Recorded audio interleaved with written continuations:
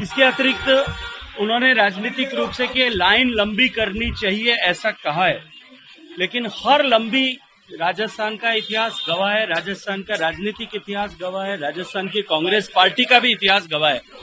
हर उस कार्यकर्ता जिसने अपनी लाइन को थोड़ा भी लंबा करने की कोशिश की होगी, उस लाइन को पुरजोर ताकत के साथ में उन्होंने छोटा करने की हमेशा कोशिश की, उसको मिटाने की हमेशा कोशिश की है। मैंने तो उस दिन भी कहा था, एएनआई के साथ बातचीत में भी कहा, दूसरे मीडिया के साथियों को भी कहा कि मुझे लगता है कि सचिन पायलट साहब को कांग्रेस पार्टी कोई न कोई नई जिम्मेदारी देना ऐसा कंसिडर कर रही है, इसलिए ये छटपटाहट है।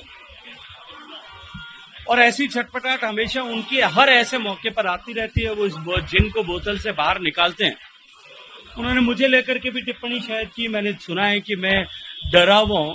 मैं तो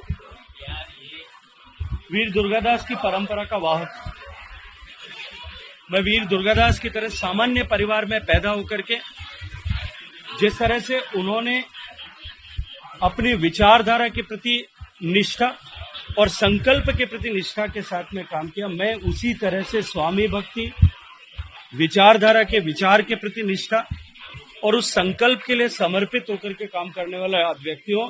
डर का कॉलम मेरे जो है कहीं भी मेरे न तो चरित्र में है, न व्यक्तित्व में और न कृतित्व में ही। उल्टा मैं ये कहूंगा कि गहलोत साहब खुद बुरी तरह से डरे हुए हैं, क्योंकि अब वो जिस तरह से पिछले 40 साल से राजस्थान की राजनीति में कांग्रेस में धुरी पर थे, अब वो धुरी से स्लिप आउट हो रहे हैं, इसलिए उनको डर है। वो डर के मारे इस तरह की टिप्पणियां करते रहते हैं। तो मुझे लगता है कि वो इतने वरिष्ठ हैं कि उनकी इस टिप्पणियों पर प्रत्युत्तर में तो उसकी मुझे आवश्यकता नहीं है।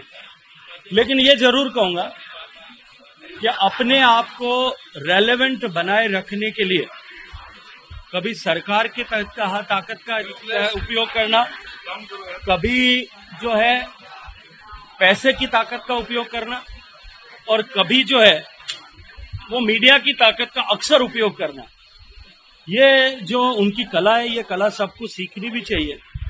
और ये कला जो है, इसके चलते हुए उनको राजस्थान के मीडिया के सारे साथी जो है उनको जादूगर के खिताब से नवाजे।